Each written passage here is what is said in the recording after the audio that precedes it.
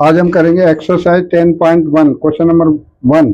Represent graphically a displacement of 40 kilometre 30 degree east of north. क्या है? 40 kilometre 30 degree east of north. ये आपका east हो गया, वेस्ट हो गया, नॉर्थ हो गया, साउथ हो गया। East west north south. अच्छा, 30 डिग्री ईस्ट, इसका मीनिंग 30 डिग्री ईस्ट की तरफ। कहाँ से? नॉर्थ से। ईस्ट की तरफ नॉर्थ से ये नॉर्थ हो गया, नॉर्थ से 30 डिग्री इधर ले लिया, 30 डिग्री इधर। अच्छा, ये आपका ओपी वेक्टर हो गया। OP 1 centimetre equal to 10 kilometre let किया, तो ओ से लेकर पी तक आपका 4 सेंटीमीटर, तो 4 सेंटीमीटर मीन्स 40 किलोमीटर हो गया। So OP vector is the required vector equal to 4 kilometre 30 degree east of north हो गया। नेक्स्ट क्वेश्चन हम करते हैं सेकंड।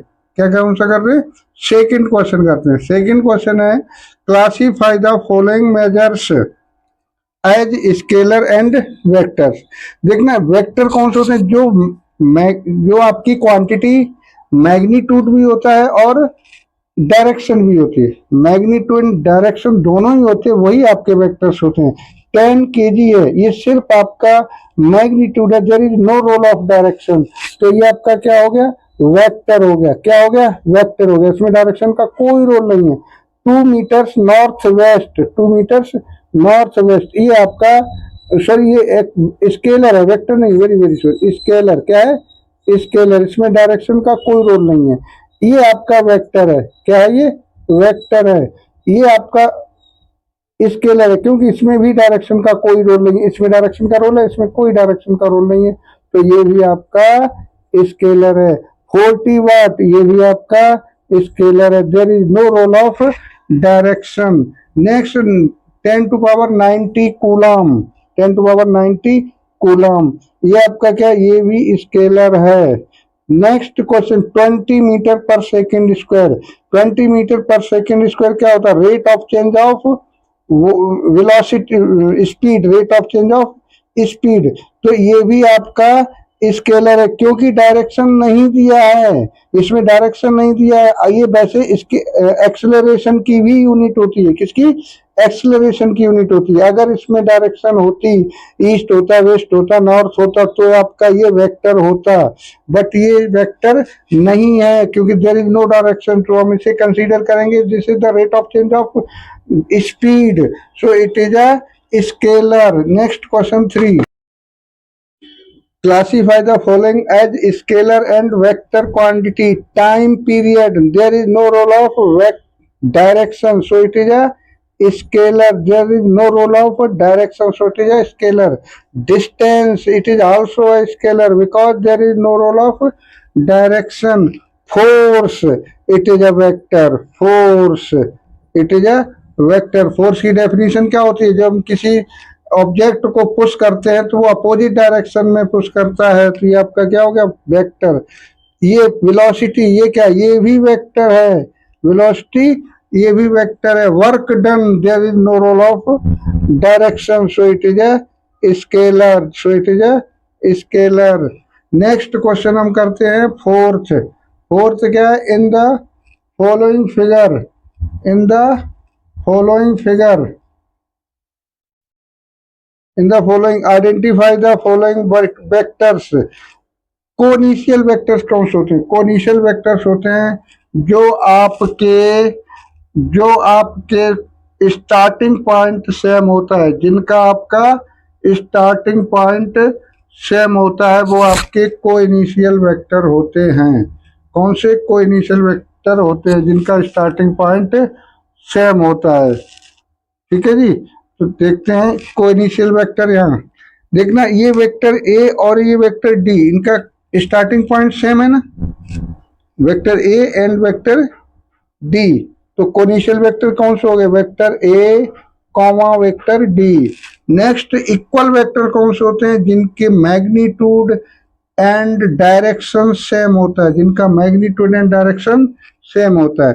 देखना, vector D and vector B both are same magnitudes and same direction, so vector D and vector B are equal vectors. Next है collinear but not equal, collinear but not equal. अच्छा, collinear वो vectors होते हैं जो किसी एक line के parallel हो, जो किसी एक लाइन के पैरेलल हो। तो देखना, अच्छा इसमें इक्वल नहीं होने चाहिए।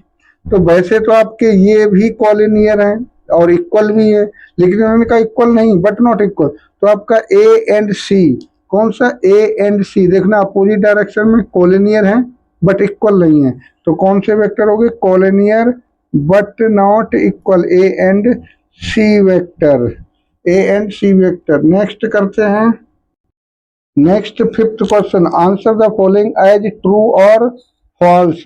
Vector A and minus vector A are collinear, बिल्कुल ट्रू है, बिल्कुल ट्रू है। ट्रू कॉलिनियर वेक्टर से पहले समझना क्या है, जैसे कितने भी वेक्टर्स हों उनका मैग्नीट्यूड, एक वेक्टर ये जा रहा, एक वेक्टर ये जा रहा, एक वेक्टर आपका ये जा रहा, ये वेक्टर जा रहा।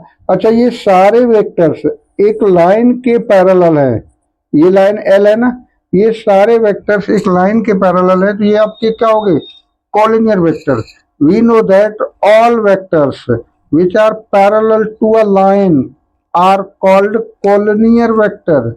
तो आपका जैसे ये आपका ए हो गया और वापस कर देंगे इसे तो आपका माइनस ए हो जाएगा, तो आपका कॉलिनियर हो गया। Next, two collinear vectors are always equal in magnitude, false.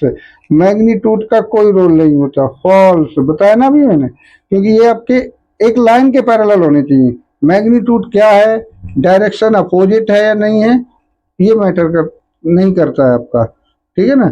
Third part है, two vectors having same magnitudes are collinear, बिल्कुल नहीं।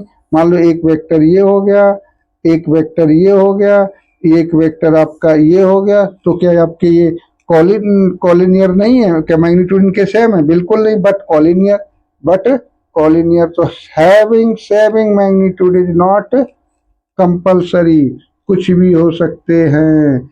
नेक्स्ट क्वेश्चन है, two collinear vectors having the same magnitude are equal. दो vector हैं, उनके magnitude अगर equal है तो वो आपके इक्वल वेक्टर होते हैं। नहीं, इक्वल वेक्टर होने के लिए magnitude and direction both are compulsory. For equal vectors magnitude and direction both are compulsory, ये आपका फॉल्स है। ये वेक्टर आपका इक्वल होगा, ये वेक्टर इक्वल होगा, इनकी डायरेक्शन जैसे 2 सेंटीमीटर, 2 सेंटीमीटर, ये आपके इक्वल वेक्टर है। अगर आपका मैग्नीट्यूड सेम है, सपोज आपका एक वेक्टर ये है और एक वेक्टर ये है, 2 सेंटीमीटर ये भी है एंड 2 सेंटीमीटर आपका ये भी 2 सेंटीमीटर है, but not equal, but not equal, ठीक है।